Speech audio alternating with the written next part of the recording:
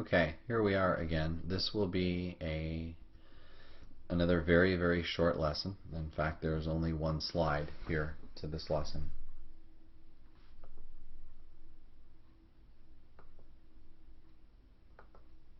So here we go.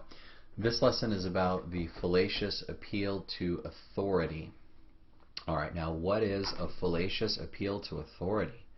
Well, look, authorities on various matters are important to appeal to for our understanding. For example, if I feel sick and I want to know what's ailing me, I go to the expert. I go to a doctor, okay?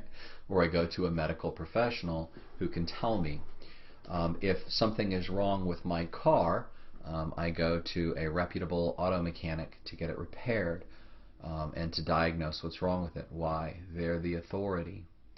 When it comes to political matters, there are various authorities on politics. It kind of depends on the issue, but a lot of times I will consult a political scientist or I will consult someone else of that tone. When it comes to education, I will consult with myself or fellow educators who are authorities and respected in the area of education. What I don't do is when I have a medical problem, I don't go to my mechanic to know what's wrong with me. Why? My mechanic is an authority on cars, but his authority is limited to cars. That doesn't make him an authority on the human body or on human ailments. If I have a question about religion, I don't go to a political scientist. Their area of expertise is not religion. Their area of expertise is political science. When we appeal to, let me just bring the definition up here.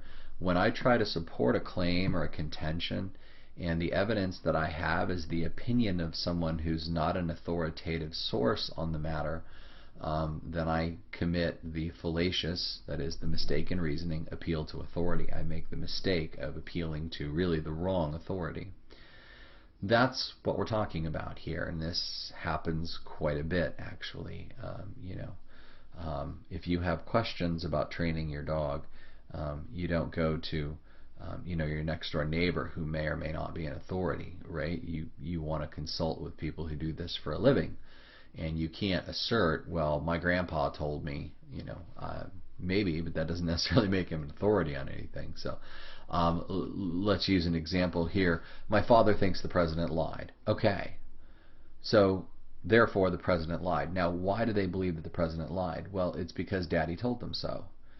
Now, what kind of an authority do you think that Dad is, or what kind of a position do you think Dad is in to know whether or not the president lied?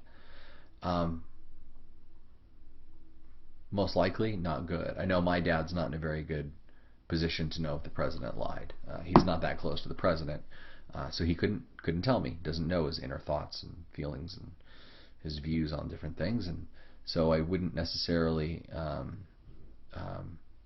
appeal to that authority as a reason to believe that the president lied.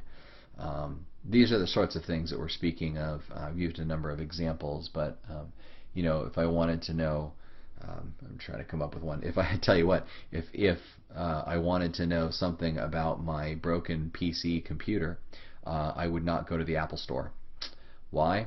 They are not authorities.